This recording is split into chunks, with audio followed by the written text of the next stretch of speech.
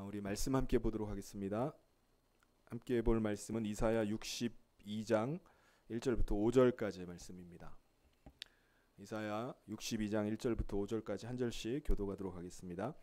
나는 시온의 의가 빛같이 예루살렘의 구원이 횃불같이 나타나도록 시온을 위하여 잠잠하지 아니하며 예루살렘을 위하여 쉬지 아니할 것인즉 이방 나라들이 내 공의를 뭇 왕이 다 내 영광을 볼 것이요 너는 여호와의 입으로 정하실 새 이름으로 일컬음이 될 것이며 너는 또 여호와의 손에 아름다운 관 내 하나님의 손에 왕관이 될 것이라. 다시는 너를 버림받은 자라 부르지 아니하며 다시는 내 땅을 황무지라 부르지 아니하고 오직 너를 헵시바라 하며 내 땅을 빌라라 하리니 이는 여호와께서 너를 기뻐하실 것이며 내 땅이 결혼한 것처럼 될 것임이라. 함께 읽겠습니다.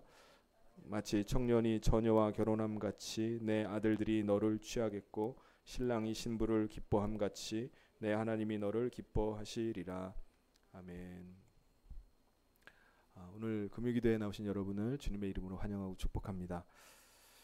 오늘 금요기도회가 하나님께서 우리의 기도를 들으시고 또 응답하시는 은혜 밤 되기를 소원합니다.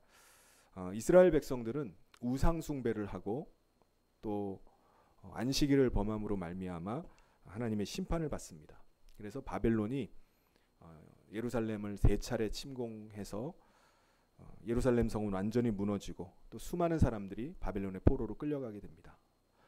결국 BC 586년에 이스라엘이 멸망을 당합니다. 이스라엘 백성들은 BC 537년 1차 포로 귀환이 이제 이루어지기까지 70년 동안을 바벨론의 노예 생활을 해야만 했습니다. 하나님의 언약 백성이라고 그렇게 자부하고 있던 하나님의 백성들이 이방인들, 그것도 먼 타국에 이방인에게 끌려가 가지고 노예 생활을 하니까는 그게 얼마나 수치스럽고 모욕적인 일이었겠습니까? 바벨론의 포로로 끌려간 이스라엘 백성들은 거기서 자신들의 죄를 깨닫고 돌이키기 시작합니다. 그들은 바벨론 강가에서 조국의 하늘을 바라보면서 하나님 앞에 부르짖어 기도했습니다. 하나님께서는 그들이 그곳에서 회개하고 돌이키는 것을 들으시고 그들을 외면하지 않으시고 응답해 주십니다. 그게 오늘 읽은 1절 말씀입니다. 나는 시온의 의가 빛같이 예루살렘의 구원이 횃불같이 나타나도록 시온을 위하여 잠잠하지 아니하며 예루살렘을 위하여 쉬지 아니할 것인즉. 여기서 시온과 예루살렘이라는 말은 구약 시대에는 하나님의 언약 백성인 유대 백성들을 말하고요. 신약 시대에 와서는 주님의 몸된 교회를 말합니다. 시온과 예루살렘. 그러니까 오늘 주님의 몸된 교회인 저와 여러분을 향한 말씀이 바로 오늘 말씀입니다. 하나님께서 시온의 의가 빛같이 그리고 예루살렘의 구원이 횃불같이 나타나기 위해서 어떻게 하신다고 말씀하죠? 내가 시온을 위하여 잠잠하지 않겠다. 예루살렘을 위하여서 쉬지 아니하겠다라고 말씀하십니다. 다시 말하면은 하나님께서 구원받은 저와 여러분을 위해서 잠잠하지 아니하시겠다. 내가 너를 위해서 쉬지 않겠다라고 말씀하십니다. 여러분, 하나님은 어떤 분이시죠? 하나님은 쉬지 않으시는 하나님이십니다. 시편 121편 4절에 이스라엘을 지키시는 이는 졸지도 아니하시고 주무시지도 아니하신다라고 말씀하셨습니다. 우리 인간은 육체가 있기 때문에 쉬어야 됩니다. 반드시 쉬어야 돼요. 그런데 하나님은 영이시기 때문에 쉼이 필요가 없습니다. 하나님은 졸지도 아니하시고 주무시지도 아니하십니다. 하나님은 늘 일을 행하시는 분이 하나님이십니다. 예수님께서 안식일에 병자를 고치시는 일을 행하다가 유대 종교 지도자들에게 종교 지도자들이 그걸 보고서 굉장히 막 분개하면서 일어나서 예수님에게 따졌습니다. 안식일에 병자를 고치는 것도 일하는 것인데 너는 왜 병자를 고쳐서 안식일을 범하느냐라고 따졌습니다. 그때 예수님께서 요한복음 5장 17절에 뭐라고 말씀하셨죠?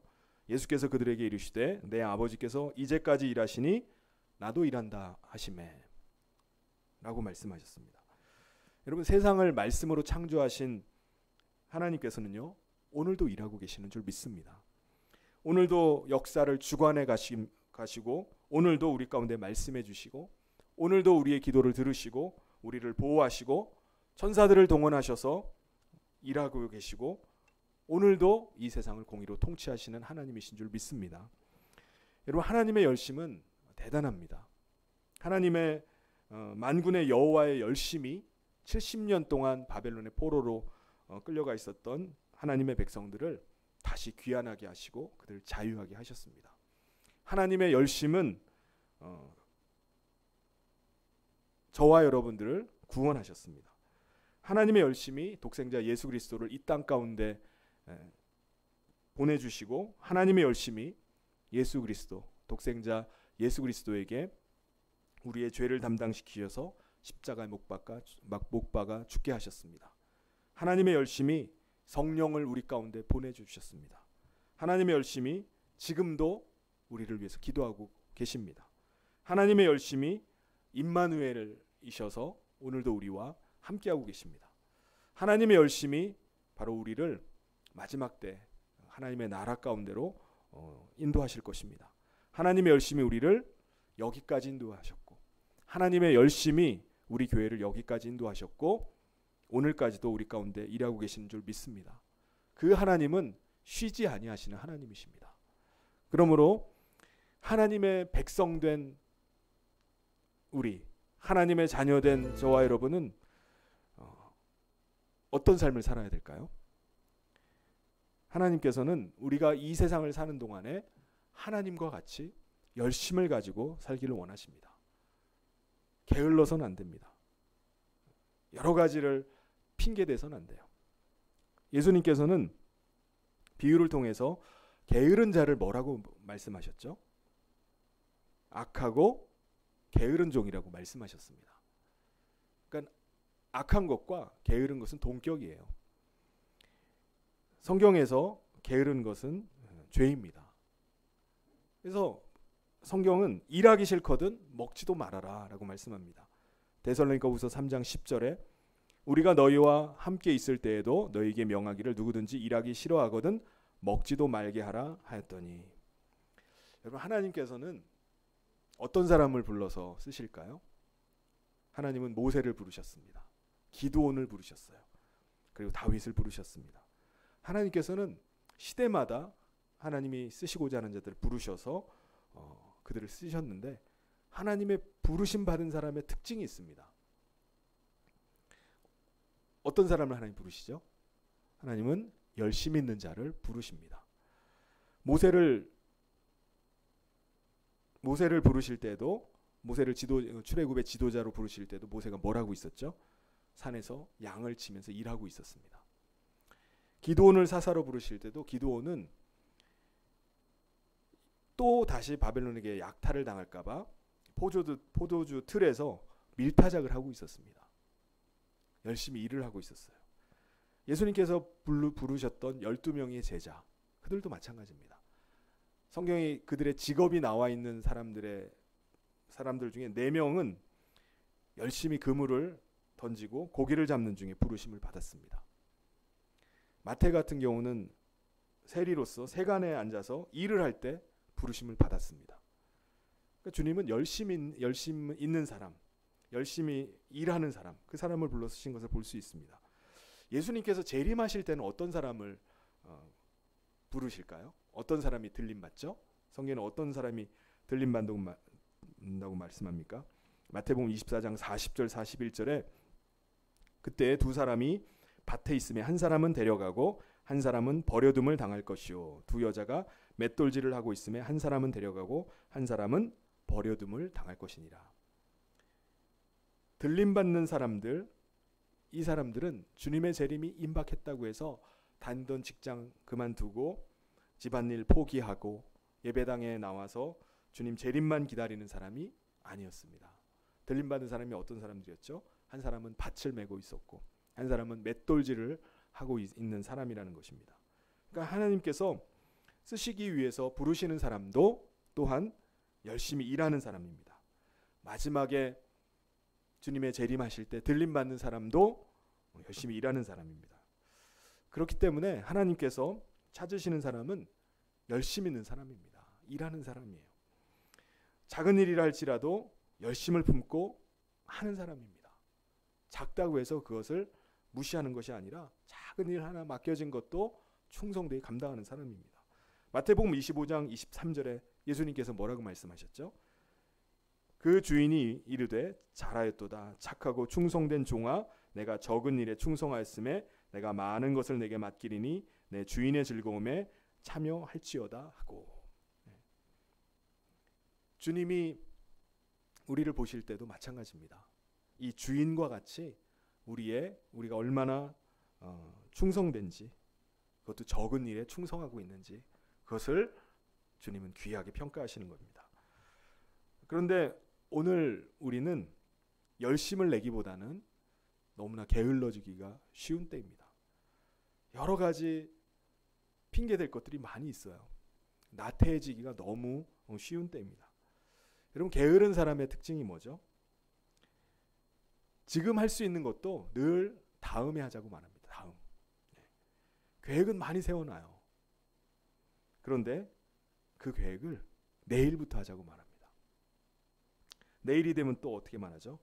내일이 있으니까 그건 내일 하면 돼. 내일 더 열심을 내가지고 하자고 그렇게 말합니다. 오늘 금요기도회를 나오실 때도 그런 갈등 가운데 혹시 나오신 분이 계신지는 모르겠습니다. 여러분, 잘 나오셨습니다. 결심하고 결단했으면은 하는 겁니다.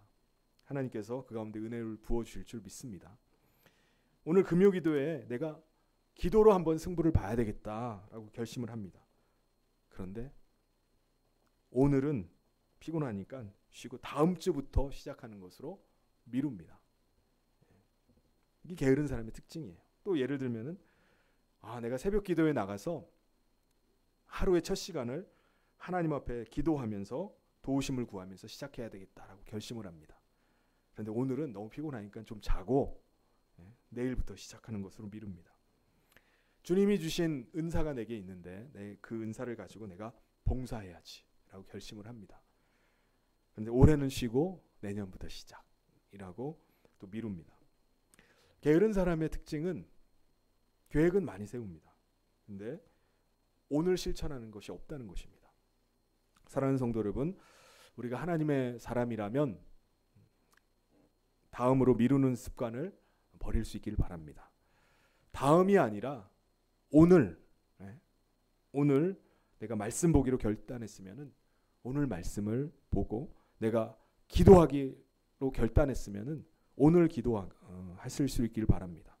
내가 전도해야 되겠다라고 내 마음 가운데 그런 마음을 먹으면은 뒤로 미루지 말고 전도할 수 있기를 바랍니다. 다음이 아니라 오늘입니다.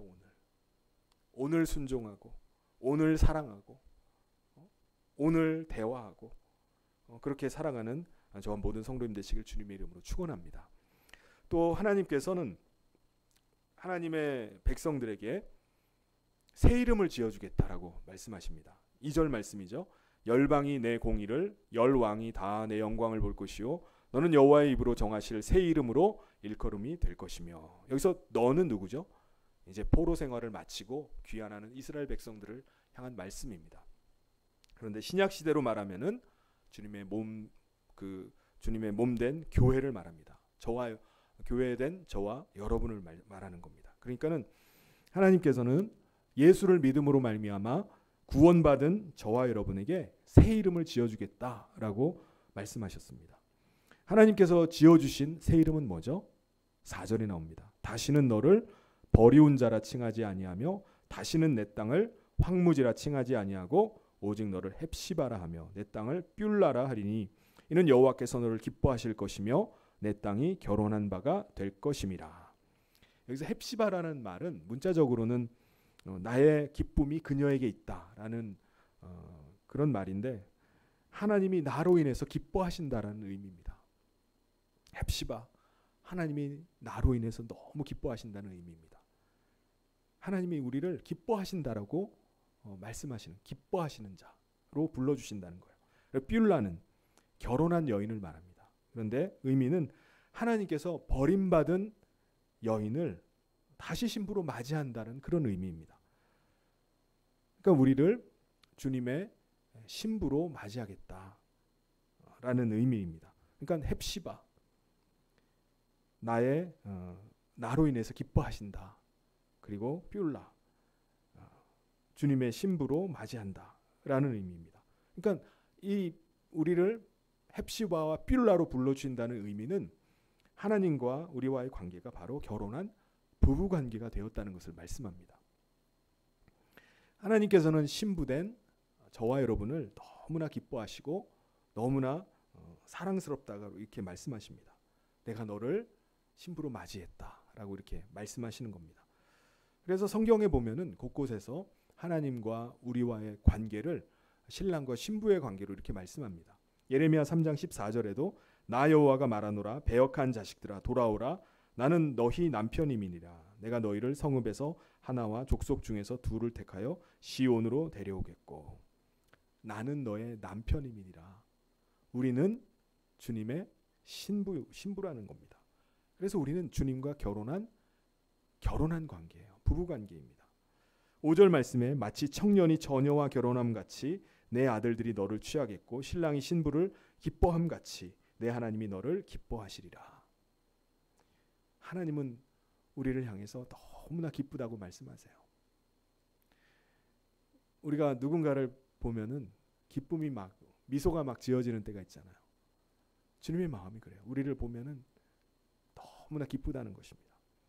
하나님께서 우리를 신부로 택해 주신 것이 너무나 감격스럽다는 거예요. 내가 너를 나의 신부로 맞이한 것이 너무나 감사하다. 내가 너를 내 아내로 맞은 것이 너무나 감격스럽다.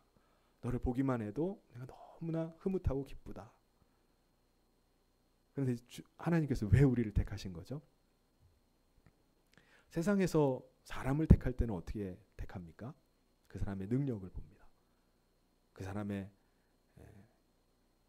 그 재력, 그 사람의 외모, 그 외에도 뭐 다른 걸 많이 보는 사람도 있습니다. 그런 것을 기준으로 해서 택하지만은 그건 하나님의 관심이 아니에요. 하나님 그걸 보시는 것이 아닙니다. 하나님께서는 세상에서 유능하다 할지라도 유능한 것 때문에 우리를 택하시는 것이 아닙니다. 세상에서 아무리 지혜롭다 할지라도 하나님 우리가 지혜롭기 때문에 택하시는 것이 아닙니다. 하나님은 오직 예수 그리스도 안에 들어와 있는 자를 택하시는 것입니다. 이것이 하나님의 뜻이고요. 영원 전부터 하나님의 계획입니다. 예수 안에 들어와 있는 자를 택하시는 거예요. 하나님은 세상에 자랑거리가 많은 사람들을 부르시지 않고 그들을 택하시지 않으셨습니다. 혹 미련하다 할지라도 그가 예수 안에 들어와 있으면은 택하시는 거예요. 무능하다 할지라도 예수 안에 들어와 있으면은 택하시는 겁니다. 볼품이 없다 할지라도 예수 안에 들어와 있으면은 택하시는 거예요. 가진 것이 없어요. 그렇다 할지라도 예수 안에 들어와 있으면은 그를 택하십니다. 반면에 아무리 세상에서 훌륭한 자라 할지라도 예수 밖에 있으면은 택하시지 않습니다. 그러면 예수 안에 들어와 있으면은 우리를 택하시는 이유가 뭐죠? 고린도전서 1장 30절에 너희는 하나님으로부터 나서 그리스도 예수 안에 있고 예수는 하나님으로부터 나와서 우리에게 지혜와 의로움과 거룩함과 구원함이 되셨으니. 여기서 지혜라는 말은 진리라는 말과 같은 의미입니다. 그러니까 예수 안에서 택하신 이유는 예수께서 예수 안에 있는 자들의 진리가 되어주시고 의로움이 되어주시고 거룩함이 되어주시고 또 자기 안에 있는 자들의 구원이 되어주시기 때문이라는 거예요. 예수가 우리 안에 있으므로 우리가 예수 안에 있으므로 말미암아 그로 말미암아 우리가 거룩함을 입게 되고 의로움을 입게 되고 구원함을 받게 되고 우리가 진리 가운데 거하기 때문에 하나님 우리를 택하신다는 거예요. 거룩함도 예수 밖에서는 얻을 수가 없습니다. 의로움 예수 밖에서 얻을 수가 없어요. 진리 예수 밖에서는 얻을 수가 없습니다. 구속, 구원함 예수 밖에서 얻을 수가 없습니다. 오직 예수 안에 있을 때만 그 예수로 인해서 우리가 거룩함을 입게 되고 의롭다함을 입게 되고 구속함을 입게 되는 것입니다. 예수 안에서 우리가 의롭다함을 받는 하나님의 백성이 되는 것입니다. 과거에 우리가 예수 안에 들어오기 전에, 다시 말해서 우리가 예수 밖에 있었을 때는 어떤 존재들이었죠? 우리 예수 안에 들어와서 우리가 주님이 우리만 보기만 해도 정말 기뻐하고 감격스러워하고 감사한 사람이 되었는데, 전에 예수 안에 들어오기 전에는 우리가 어떤 존재였습니까? 4절에서 말합니다. 다시는 너를 버림받은 자라 부르지 아니하며 다시는 내 땅을 황무지라 부르지 아니하고 오직 너를 헵시바라 하며 내 땅을 뷸라라 하리니 이는 여호와께서 너를 기뻐하실 것이며 내 땅이 결혼한 것처럼 될 것임이니라. 여기서 다시는 너를 버림받은 자라 부르지 않겠다. 이 말은 과거에 어떤 사람이었다는 거죠? 버림받은 자였다는 것입니다. 버림받은 자. 그리고 또 다시는 내 땅을 황무지라 부르지. 황무지가 뭐죠? 버림받은 땅이잖아요. 쓸모없는 땅. 그러니까 우리는 과거에 버림받은 사람이었습니다. 하나님과 관계가 없는 사람이었어요. 여러분, 세상에서 가장 큰 고통이 뭐라고 생각하십니까? 저는 그 중에 하나가 버림받는 고통이라고 생각합니다. 버림받는 거. 예수께서 십자가에서 절규를 하시잖아요. 누군가에게 버림받으면요, 그 아픔이 너무나 큽니다. 너무나 큰 충격이에요. 때로는 그것이 한이 됩니다. 일생을 발목을 잡아요. 이스라엘 백성들도 하나님께 버림받고 바벨론의 포로로 70년 동안 포로 생활을 합니다. 그런데 사실은 하나님께서 그들을 버리신 게 아니라 이스라엘 백성들이 음란함에 빠져 하나님을 버린 거였죠. 그럼에도 불구하고 하나님께서는 뭐라고 말씀하십니까? 이제 다시 너를 신부로 맞이하겠다라는 것입니다. 버림받은 여인인 너를 내 신부로 맞이하겠다. 내가 너를 뷸라라고 부르겠다라고 말씀하십니다. 하나님께서는 회개하고 돌아온 우리를 너무나 반갑게 맞으십니다. 너무나 기뻐하세요. 너무나 사랑한다고 말씀하십니다. 너는 버림받았지만은 나의 기뻐하는 신부다라고 말씀하십니다. 과거에 우리는 버림받은 자였어요. 하나님과 관계가 없는 사람이었습니다. 과거에 우리는 죄인이었고요. 하나님과 원수였습니다. 과거에 우리는요, 마귀의 종이었고요. 본질상 진노의 자녀였습니다. 그런데 우리가 예수 안에 들어옴으로 말미암아 우리는 하나님께서는 우리를 다시 신부로 맞아주신 겁니다. 그래서 저와 여러분은 하나님의 기쁨이 되었어요. 우리를 볼 때마다 그냥 미소가 지어지고 우리를 볼 때마다 그 기쁨의 감격이 막 나오는 그런 존재가 됐습니다. 너무나 사랑스러운 신부가 되었어요. 하나님은 저와 여러분을 향해서 나의 기뻐하는 자여, 나의 사랑하는 신부여, 이렇게 우리에게 말씀을 하시는 겁니다. 여러분, 우리가 정말 예수 안에 머물러 있다면 우리 가운데는 겸손함이 있어야 됩니다. 어떤 사람은 주님의 사랑을 받고 은혜를 많이 받아서 정말 여러 가지 변화를 직접 경험하기도 합니다. 내가 예수 안에 들어온 이후에 가정에 평안이 막 찾아와요. 하는 일들이 너무나 잘 돼 나갑니다. 그동안 고질병을 앓고 있던 그 질병에서 자유함을 얻게 되고요. 나음을 얻습니다. 그 은혜를 입었는데 얼마 가지 않아서 은혜를 다 잊어버리고 옛날로 돌아가 버리는 사람이 있어요. 예수 안에 들어왔다면요, 예수 안에 머물러야 됩니다. 예수 안에 있어야 돼요. 성경에서 구원을 얻으리라, 우리에게 너희는 구원을 얻으리라 라고 말씀하시고, 또 어떤 성경에는 보면은 구원을 얻었다 라고 이렇게 말씀합니다. 얻으리라, 이거는 미래잖아요. 앞으로 얻게 될 것이다. 그런데 구원을 받으라, 이거는 현재잖아요.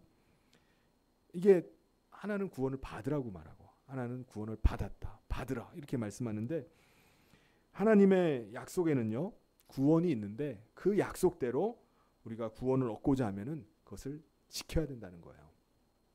지속해야 된다는 것입니다. 30년, 40년을 예수를 믿는다고 말한다 할지라도 마지막에 우리가 예수를 부인해 버리면은 안 되잖아요.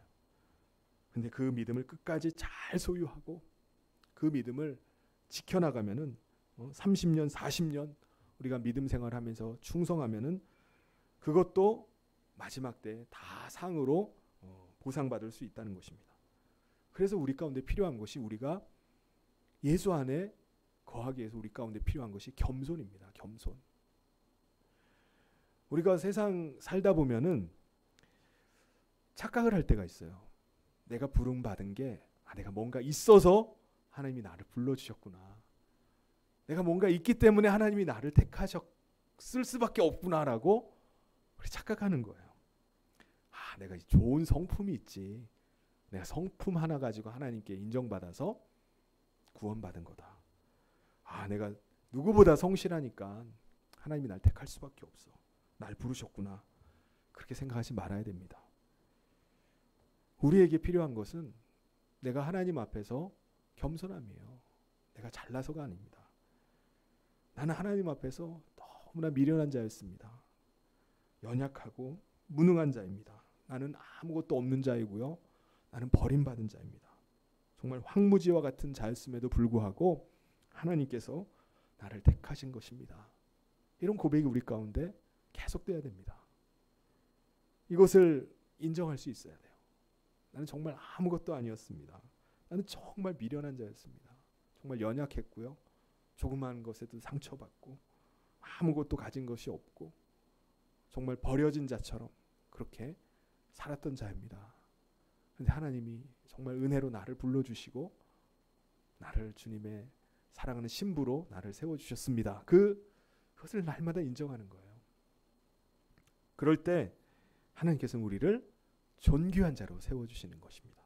3절 말씀에 보면은 너는 또 여호와의 손에 아름다운 관, 내 하나님의 손에 왕관이 될 것이라. 하나님께서 우리를 아름답게 보시고 우리를 귀하게 보십니다. 내가 내 자신을 생각할 때는 여전히 망가져 있고 형편없고 나도 내 자신을 정말 사랑하기가 힘들다라고 생각한다 할지라도 하나님께서는 우리를 뭐라고 부르신다는 거죠? 너는 아름다운 면류관을 쓸 자다. 너는 존귀한 왕관을 쓸 자로 대한다는 거예요. 주님의 손에 왕관이 들려 있다는 거예요.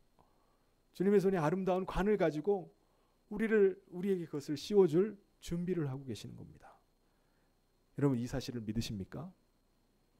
우리는 결코 미약한 존재가 있으나마나한 존재가 아닙니다.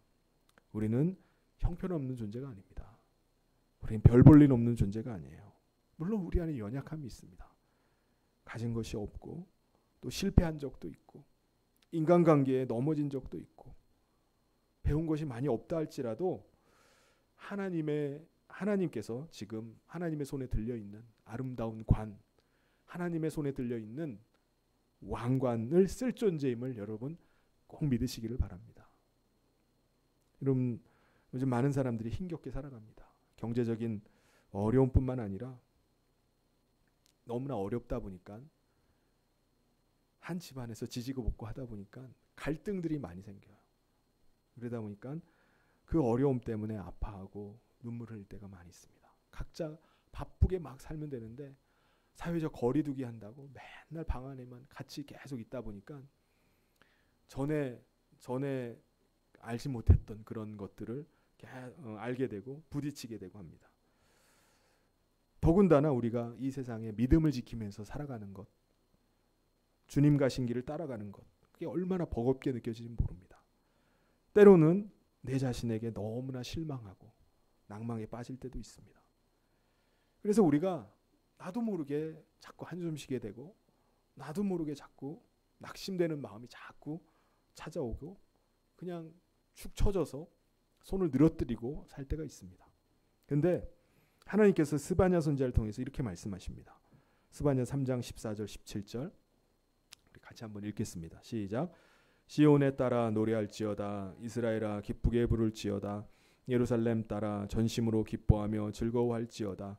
여호와가 내 형벌을 제거하셨고 내 원수를 쫓아냈으며 이스라엘 왕 여호와가 내 가운데 계시니 내가 다시는 화를 당할까 두려워하지 아니할 것이라. 그날에 사람이 예루살렘에 이르기를 두려워하지 말라. 시온아 내 손을 늘어뜨리지 말라. 너는 하느님 여호와가 너의 가운데 계시니 그는 구원을 베푸실 전능자이시라. 그가 너로 말미암아 기쁨을 이기지 못하시며 너를 잠잠히 사랑하시며 너로 말미암아 즐거이 부르며 기뻐하시리라 하리라. 아멘. 주님이 우리를 향해서 말씀하시는 음성을 들을 수 있길 바랍니다. 내가 너를 잠잠히 사랑하고 너로 말미암아 즐거이 부르고 기뻐한다 라고 우리에게 말씀하십니다. 도저히 기쁨을 내가 이길 수가 없구나 라고 말씀하십니다. 여기서 시온 내 손을 늘어뜨리지 말라. 위축되지 말아라. 용기를 잃지 말아라. 기죽어서 있지 말아라. 낙심하지 말아라. 왜 너는 손을 늘어뜨리고 있느냐? 왜냐하면 구원을 베푸실 전능하신 하나님이 우리와 함께 하시기 때문입니다.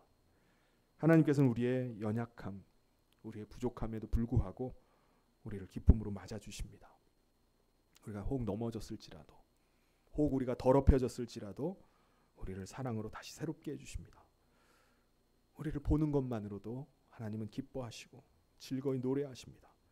그러므로 우리가 손을 늘어뜨리고 있어서는 안 됩니다. 그러므로 여러분 우리는 과거에 버리운 자였습니다. 그런데 주님은 우리를 다시 신부로 맞아주셨습니다. 그리고 새로운 이름을 주셨어요. 헵시바와 나의 기쁨이 너에게 있다. 그 뷸라. 나는 너와 결혼했다. 주님 우리를 향해서 너는 나의 기쁨이다. 너는 나의 사랑하는 자다라고 불러주십니다. 사랑하는 성도 여러분, 오늘 이 밤에 주신 말씀을 붙잡고 그 어떤 어려운 상황이라 할지라도 주님의 헵시바로 뷸라로 열심을 품고 주를 섬기며 믿음으로 살겠습니다 라고 결단하시길 바랍니다.